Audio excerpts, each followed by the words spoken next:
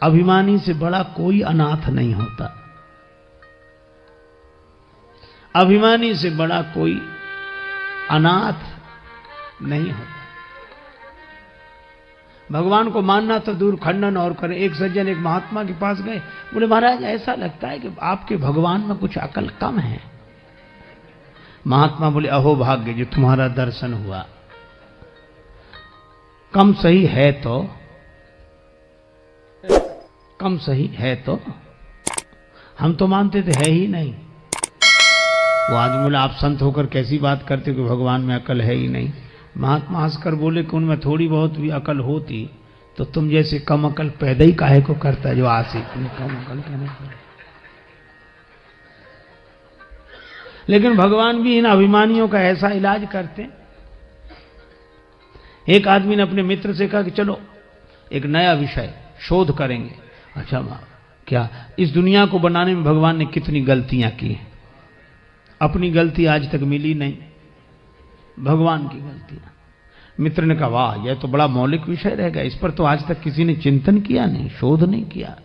बहुत मूल्यवान कृति हो गई है आपकी शोध की, शोध प्रबंध। चलो कलम कागज ले लिए, मित्र लिखे वो गलती बताए। हर जगह देखे भगवान ये गड़बड़ी कर दी भगवान ने। क्या एक गांव में गए तो छप्पर नुमा मकान था, उस पर कद्दू के काशी फल बड़े बड़े कद्दू लगे हुए और बेल दुबली पतली चौड़े पत्ते। बोले लिखो परमात्मा की गलती नंबर 1 नोट करो। इतनी दुबली पतली नाजुक सी बेल, इसमें इतने बड़े बड़े फल हैं, इससे समझ में आया वो बेअकल है। छोटे छोटे फल लगाने थे, बेल जितना सहन कर सके इतना बड़ा फल लगा दिया। मित्र ने कहा वाह कमाल कर दिया, क्या सोच है। नोट कर लिया। कुछ दिन बाद फिर घूमते हुए निकले से एक बगीचे में पड़े थे आम के पेड़, आराम कर ले, सो ऐसे सो गए। ऊपर देखा कच्चे हरे रंग के आम लगे थे। अरे बोले देखो परमात्मा की गलती नंबर 2। इतना बड़ा विशाल वृक्ष और इसमें इतने छोटे छोटे फल हैं, इससे समझ में आया को बेअकल है। देखो मित्र ने कहा वाह यह भी बिल्कुल बिल्कुल। बोले कद्दू जैसे फल लगाता है इसमें, छोटे छोटे फल उसमें लगाता है। मित्र ने नोट, अब देख रहे थे ऐसे, भगवान ने भी सोचा कि इसको जरा समझा दें। तब तक ऐसी हवा का झोंका आया, एक आम का फल टूट कर गिरा और उसकी नाक पे, नाक जैसा नाजुक अंग, और आम का कच्चा फल पत्थर जैसा कठोर। और आज के जमाने का आदमी उससे आम की चोट बर्दाश्त नहीं होती तो खास चोट क्या बर्दाश्त हो सकेगी। इतने में ही तो मूर्छित हो गया, वो गिरा आम। अब मित्र का कलम कागज छूट गया, वो पंखा कर हवा करने लगा। बोला डॉक्टर को बुलाएं, वैद्य को बुलाएं, कि हकीम को बुलाएं, कि हवा करते रहें, कि पानी पिलाएं। वो आदमी बोला कुछ मत करो, पहले दोनों गलतियां काट दो, एक भी नहीं है। क्यों? बोले भगवान ने अच्छा किया कि इतने बड़े बड़े फल नहीं लगाए इस पेड़ में, नहीं इतने से फल ने तो अधमरा कर दिया, ऊपर से उतना बड़ा फल गिरता तो मामला ही साफ हो जाता। भगवान मानने को तैयार नहीं भगवान पर। तो अभिमानी से बड़ा कोई अनाथ नहीं होता जो भगवान को न माने। और इसलिए रामचरितमानस में 2 अनाथ हैं इस दृष्टि से। विश्वामित्र जी बोले एक हम, दूसरा बाली। और बाली ने भी यही कहा था कि जो कदाच मोहि मारी हैं तो पुण्य हो सनाथ। अभी तक तो मैंने किसी को नाथ माना नहीं, पर राम जी बाण मारेंगे तो मैं सनाथ हो जाऊंगा। सनाथ कैसे हो जाओगे? कहा अगर मैं अपनी मौत मर कर जाऊंगा तो हिसाब किताब हमारा होगा। कोई कहीं अपने ढंग से जाए तो सारा इंतजाम उसे अपना करना पड़ता है, और कोई भेजे तो सारी जिम्मेवारी उसकी, यहां से लेकर वहां तक का इंतजाम भेज तो तुम रहे हो। बाली ने कहा कि जिंदगी भर भगवान को माना नहीं, ऐसे मरूंगा तो अनाथ होकर जाऊंगा, और राम जी बाण मार कर भेजेंगे तो जिम्मेवारी उनकी रहेगी, मैं सनाथ हो जाऊंगा। जो कदाच मोहि मारी हैं तो पुण्य हो सनाथ। और हुआ भी, बाण लगा तो भी कह लिया अवगुण कवन नाथ मोहिमाला। नाथ शब्द से नाता जोड़ा। और विश्वामित्र जी भी रघुनाथ जी को ले गए, जब ताड़का मर गई तब ऋषि निज नाथ ही जिये चीन्ही, विद्या निधि कहूं विद्या दीन्ही।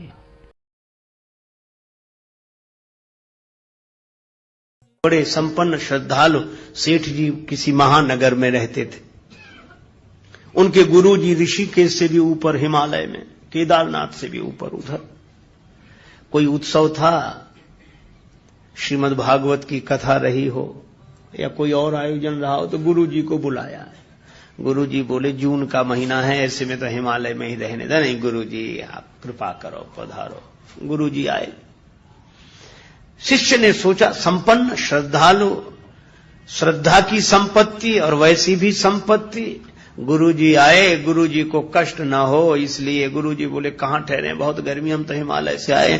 बोला ठहरो गुरुजी। उसने कहा, सेठ बोले कमरा धुलवाओ। सेठ जी ने कहा कमरा धुलवाओ। कमरा धुलवा दिया गया। पानी भरवाओ। गुरुजी बोले बस नहीं महाराज आप थोड़ा ठहरो। पानी भरवा दिया, मेज रखवा दी, बर्फ की सिल्लियां रखवा दी, बीच में गुरुजी का तखत, ऊपर पंखा। गुरुजी बोले वाह वाह क्या बात है, सेवा तो ऐसी है, बहुत तुम्हारी बड़ी श्रद्धा सराहनीय है। श्रद्धा के अनुसार तुमने द्रव्य का सदुपयोग किया और तुमको बहुत बहुत आशीर्वाद। सेठ जी का मुनीम था, वो भी बड़ा अभिभूत था कि देखो गुरु जी की सेवा ऐसे करनी चाहिए। लेकिन सोचा मैं तो गरीब हूं, पैसा नहीं है मेरे पास। लेकिन उसने मन ही मन निश्चय किया कि मैं लाख गरीब सही, लेकिन चाहे कर्ज हो जाए, पर मेरे गुरु जी आएंगे तो मैं भी ऐसी ही सेवा करूंगा। भाव तो अच्छा था, पर समझ ठीक नहीं थी, गड़बड़ी हो गई। सेठ जी के गुरु जी आए थे जून में, मुनीम के गुरु जी आए जनवरी में। वो तो वैसे ही कांपते आ रहे थे। गुरुजी बोले कहां ठहरे? चेला बोला थोड़ा कमरा धुलवाओ। गुरुजी ने कहा ये क्या? गुरुजी आप मत बोलो, चाहे हम लाख गरीब सही, कर्ज हो जाए, पर सेवा वैसी ही करेंगे जैसी सेठ जी ने की थी। अब बोलो कमरा धुलवाने तक तो गनीमत थी। बोला पानी भरवाओ, बर्फ रखवाओ, पंखा चलवाओ। अब बोलो ऐसे में गुरुजी रह जाएं रात भर तो सवेरे उठेंगे तो उठ के उठाना पड़ेगा। तो सेवा श्रद्धा ठीक, लेकिन समय, क्योंकि हम सब समय के हाथ में हैं। पर एक बात मैं आपसे कहूं, हम सब समय के हाथ में हैं, पर हनुमान जी समय के हाथ में नहीं है, हनुमान जी के हाथ में समय है। हनुमान जी के हाथ में समय, समय माने काल और काल माने वज्र, तो हाथ वज्र का यही अर्थ लेना चाहिए कि हनुमान जी काल के हाथ में नहीं है, काल हनुमान जी के हाथ में है। और जब काल जिसके हाथ में हुआ है, काल को भी नष्ट कर सकता है। और इसीलिए हनुमान जी ने, एक महात्मा तो कह रहे थे कि हनुमान जी ने जब लड़ने लगे युद्ध में, कवितावली में वर्णन है, बिरझोड़न मारुत को बिरुदैत जो काल काल सो बूझ ही परे। हनुमान जी काल के काल दिखाई दे रहे हैं।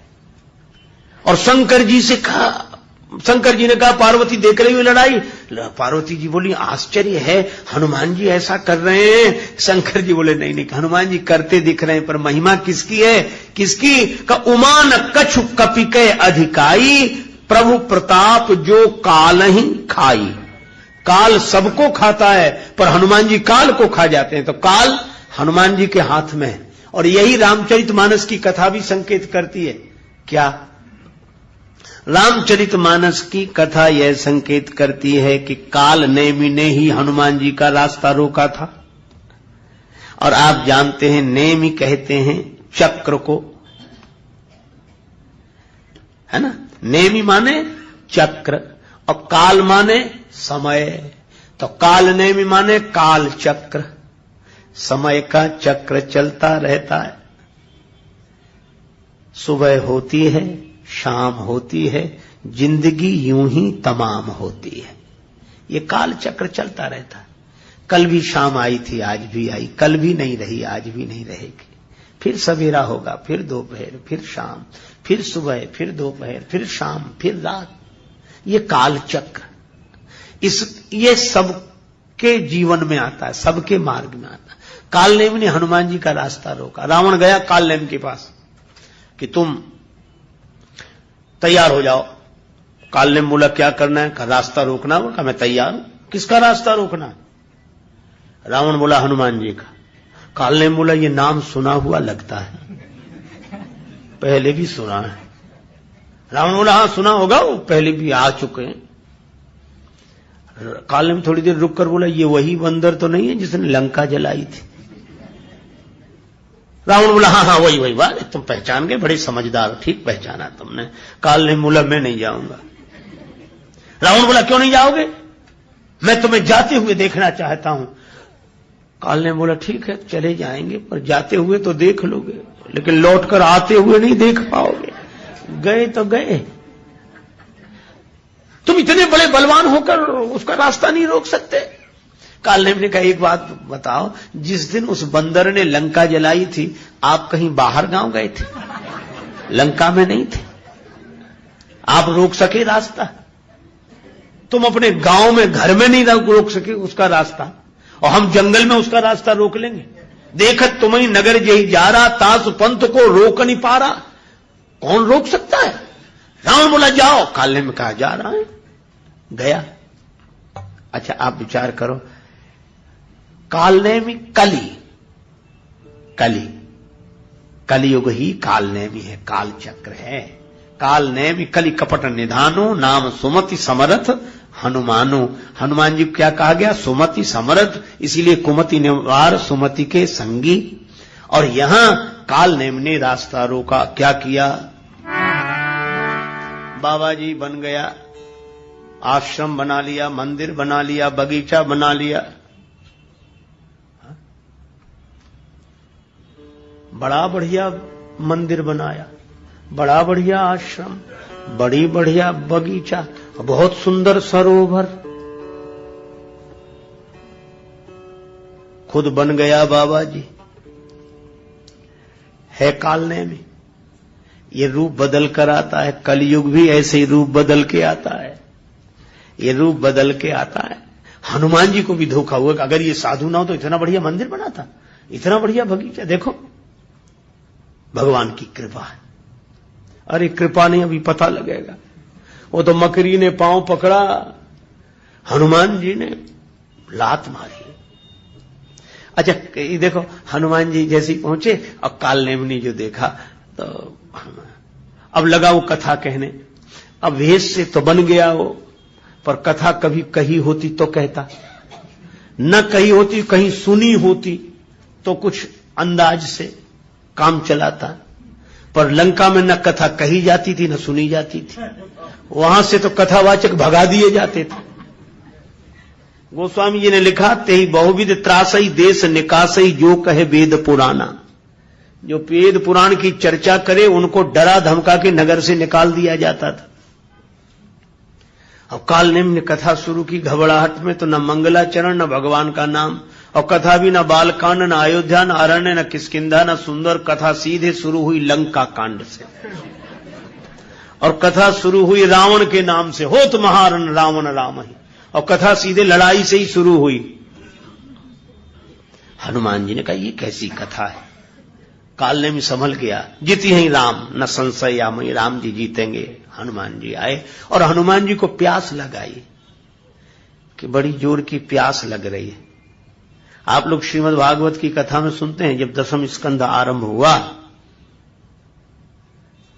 तब सुखदेव जी ने कहा कि जब से कथा शुरू हुई तुमने कुछ जल भी नहीं पिया है, कुछ जल पी लो, कुछ ग्रहण कर लो, उसके बाद फिर कथा शुरू होगी।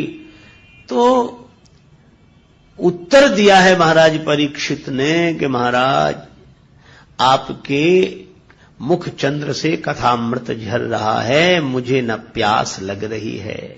भूख की कौन कहे, प्यास भी न साथ ही दुख कहा कि मुझे तृषा भी नहीं लग रही है, प्यास भी नहीं लग रही है। अब आप विचार करें, परीक्षित बोले कि प्यास नहीं तो ये अनर्थ कराया, प्यास ही तो लगी थी, महात्मा के आश्रम में गए थे। पर कथा में अमृत जो पी रहा है उसे प्यास नहीं लगेगी। आप विचार करें, सुखदेव जी कथा कहेंगे तो महाराज परीक्षित की प्यास चली जाएगी, और अगर कालनेमी कथा कहेगा तो हनुमान जी को प्यास लग आएगी, प्यास बुझेगी नहीं, लगेगी। और जब जब कालनेमी के द्वारा कथा होती है, भक्त की प्यास बुझती नहीं है। लोग कहते वहां गए, कुछ समझे भी नहीं आया, पता नहीं क्या हो रहा था, कुछ हमें तो ये लगा कि चले यहां से, कुछ प्यास बुझनी चाहिए। प्यास लगी है, मांगा जलते ही दीन कमंडल, घबराया हुआ है कालनेमी, कुछ मांगो कुछ देता है। हनुमान जी ने पानी मांगा, उसने कमंडल दे दिया। हनुमान जी बोले कमंडल आप हमें दे रहे हैं? ये तो गुरुओं के द्वारा चेलों को दिया जाता है कि हम जाने वाले, हमारा कमंडल अब तुम ही संभालो, तुम हमें कमंडल काहे को दे रहे हो? काल ने बोला वो चेले ही तो बनाना है तुम्हें, तो बनाने के बाद कमंडल देना चाहिए था। काल ने बोला हमने सोचा जो बाद में करना सो पहले ही ले दीक्षा देना चाहते। अब कैसी अद्भुत बात, शिष्य प्रार्थना करे कि गुरुदेव दीक्षा दे दो, मैं आपसे दीक्षा लेना चाहता हूं, यहां तक तो ठीक। और गुरुजी कहें कि हम तुम्हें चेला बनाना चाहते हैं। काल ने भी कह रहा कि तो हम तुम्हें कैसे, पहले स्नान करे आओ, दीक्षा देऊं ज्ञान यही पावो, ज्ञानी नाम अग्रगण्यम को कह रहा है। पर हनुमान जी सरल सीधे चले गए, सरोवर में प्रवेश किया। मकरी ने पांव पकड़ लिया। ये विषय जल के सरोवर में वासना की मकरी रहती है। विषय रस के सरोवर में प्रवेश करोगे, वासना की मकरी पांव पकड़ लेगी। पांव पकड़ लेने का मतलब आगे न बढ़ने दे, गति रोक दे। ये वासना ने ही तो हमारी गति रोक रखी है, पकड़ कर रखा है।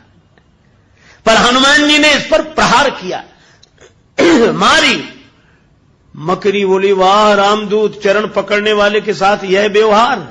हनुमान जी बोले जो पांव पकड़ के डुबा देना चाहे उसके साथ यही व्यवहार करना चाहिए। कई पांव पकड़ने वाले होते ही ऐसे हैं कि खुद तो डूब ही रहे, तुम्हें और ले डूबेंगे, पांव नहीं छोड़ेंगे जब तक तुम डूबे ही न जाओ।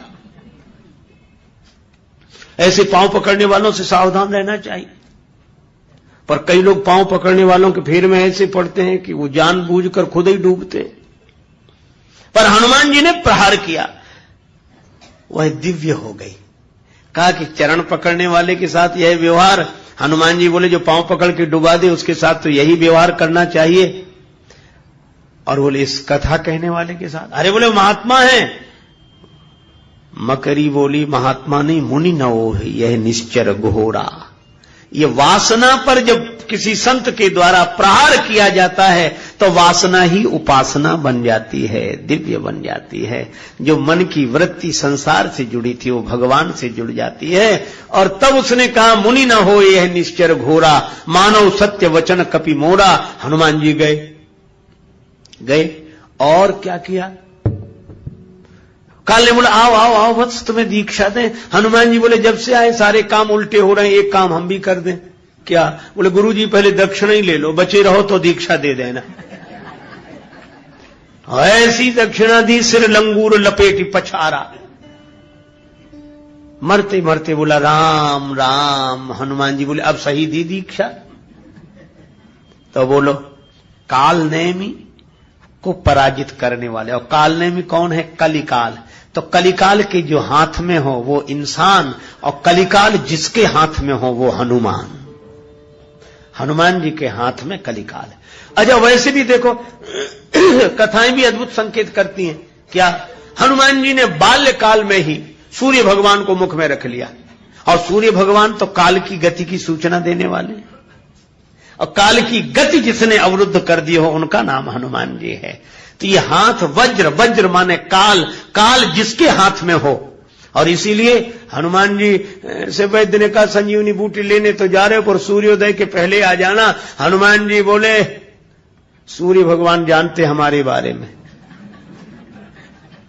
मैं लौटूंगा तभी सूर्योदय होगा, उसके पहले नहीं। और उसके पहले उगेंगे तो मैं सवेरा होने ही नहीं दूंगा। तो हनुमान जी के हाथ में काल है। अच्छा अब इससे अर्थ क्या हुआ? हाथ वज्र और ध्वजा विराजे। हाथ में वज्र है और ध्वजा, इसका अर्थ है कि भगवान के यश की ध्वजा वही लहरा सकता है जो समय के हाथ में न हो। समय जिसके हाथ में हो वही भगवान के यश की ध्वजा को लहरा सकता है। अर्थात जो कलिकाल से प्रभावित न हो, कलिकाल से जो प्रभावित न हो, जो कलिकाल को प्रभावित कर दे, वही भगवान की कीर्ति की ध्वजा लहराएगा कि ये भगवान के भक्त ऐसे होते हैं। तो हनुमान जी काल के हाथ में नहीं है, काल उनके हाथ में है। इसीलिए हाथ वज्र अरु ध्वजा विराजे, हाथ वज्र अरु ध्वजा विराजे, हाथ वज्र अरु ध्वजा विराजे, हाथ वज्र अरु ध्वजा विराजे, कांधे मूंज जनेऊ साजे, कांधे मूंज जनेऊ साजे।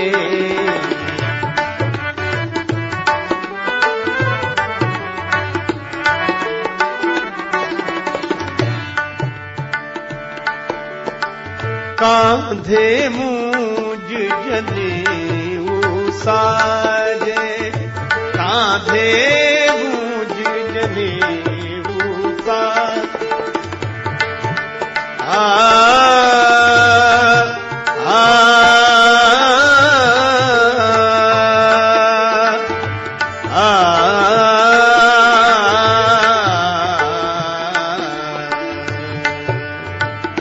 कांधे मूंज जनेऊ साजे।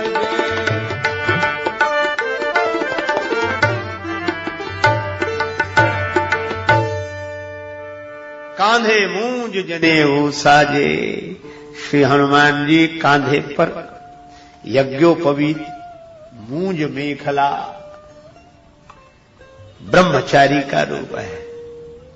श्री हनुमान जी आजन्म बाल ब्रह्मचारी हैं, इसीलिए मेखला का वर्णन है। मूंज की मेखला यज्ञोपवीत धारण करते, कांधे मूंज जनेऊ साजे।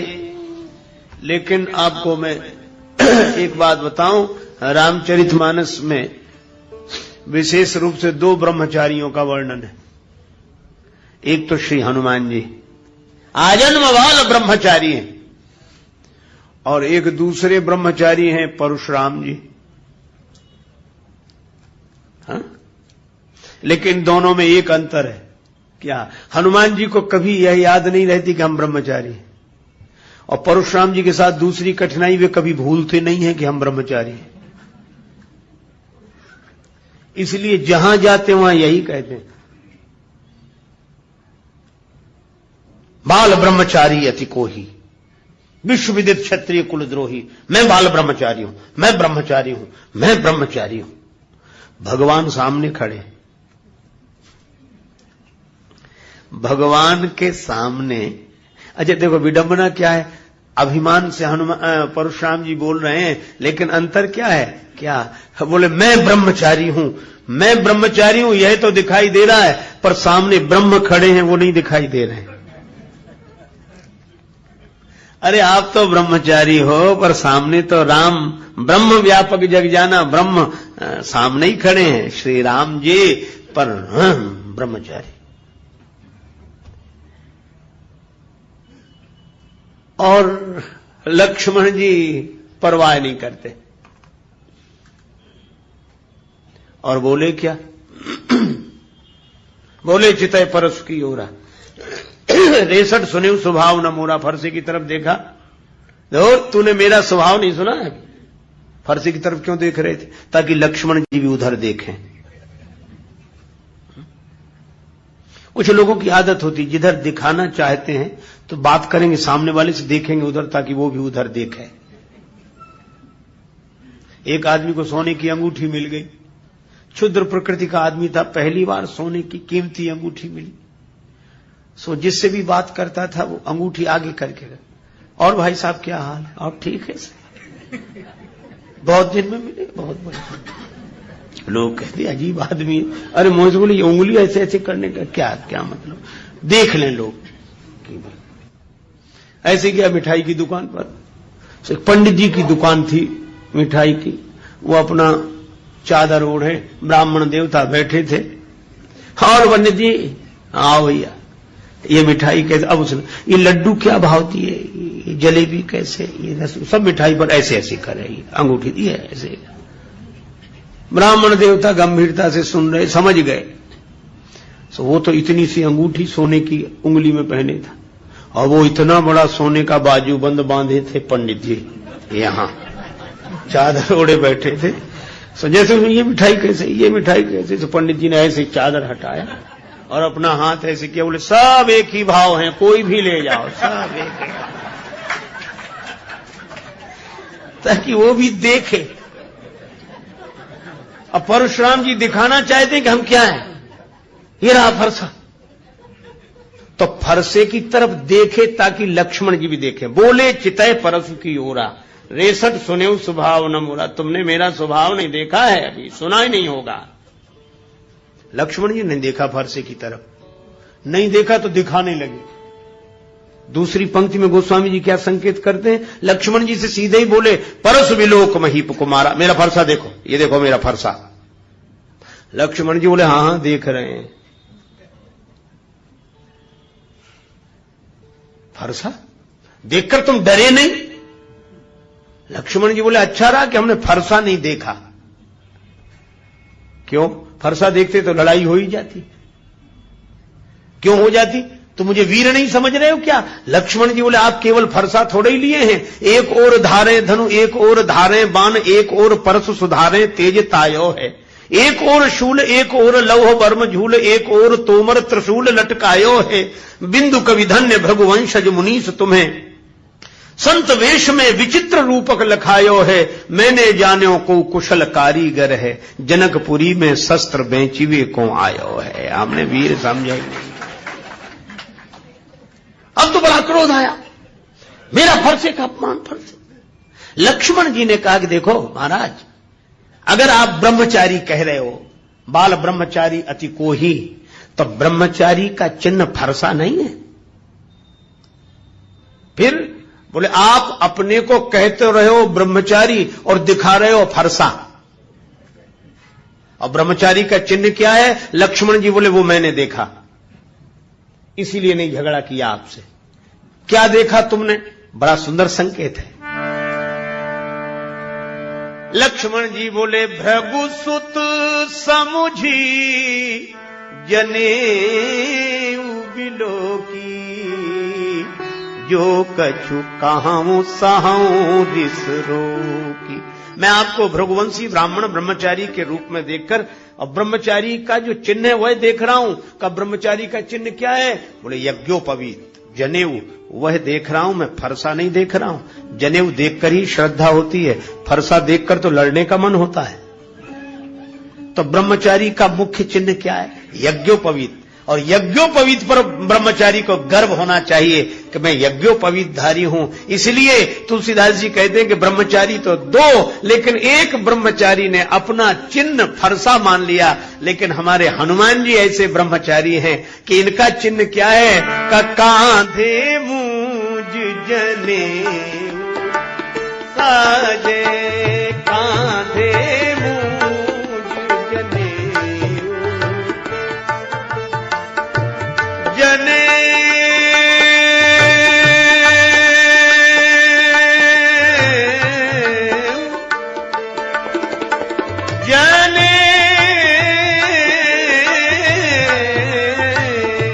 कांधे मूंज जने साजे, कांधे मूंज जने साजे जने साजे जने साजे। हनुमान जी सच्चे ब्रह्मचारी हैं। क्यों? क्योंकि हनुमान परशुराम जी ब्रह्मचारी होने का अभिमान रखते हैं। मैं गलत सही नहीं कह रहा हूं, किसी की निंदा करना मेरा उद्देश्य नहीं है, आपको भटकाना भी मेरा उद्देश्य नहीं है। पर मैं यह कहता हूं कि परशुराम जी भगवान हैं, हनुमान जी तो भक्त ही हैं, पर परशुराम जी तो भगवान के अवतार हैं। पर यह लीला है, लीला को बार बार ऐसे समझना चाहिए जैसे मां किसी बच्चे को चलना सिखाती है तो उसकी उंगली पकड़कर पीछे पीछे चलती है, कहती बेटा आ, सीधा बढ़िया, सीधा सीधा आगे आ जा। बच्चे से कहती सीधा चलो, मां उल्टा चल रही, तो क्या मां को सीधा चलना नहीं आता है?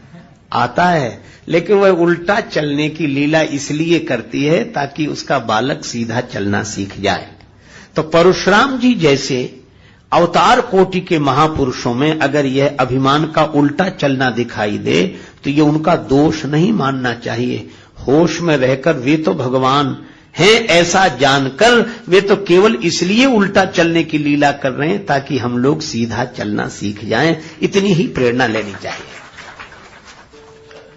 तो परशुराम जी ब्रह्मचारी हैं पर वे अभिमान को भीतर रखते हैं, और हनुमान जी ऐसे ब्रह्मचारी हैं कि वे भगवान को भीतर रखते हैं, वे भगवान को भीतर रखते हैं। अच्छा एक बात है, हनुमान जी ब्रह्मचारी हैं पर उन्हें ब्रह्मचारी होने का न भान है न गुमान है।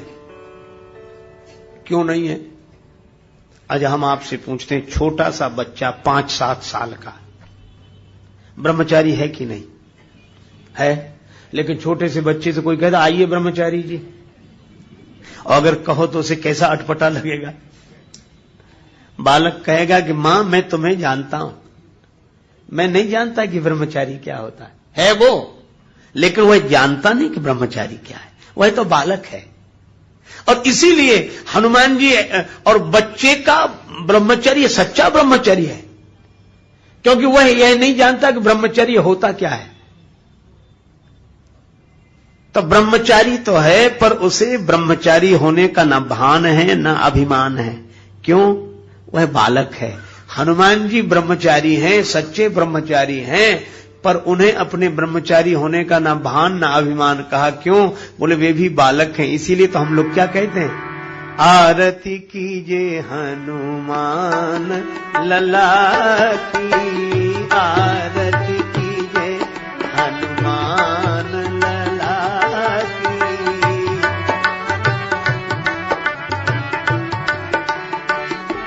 दुष्ट दलन रघुनाथ कला की, आरती कीजिए हनुमान लला की, आरती कीजिए हनुमान।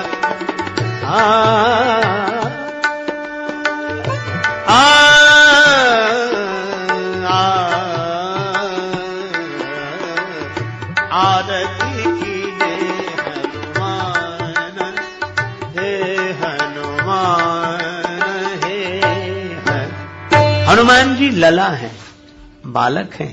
जानकी माता ने भी यही कहा, अजर अमर गुण निधि सुत हो, सुत हो, छोटे से।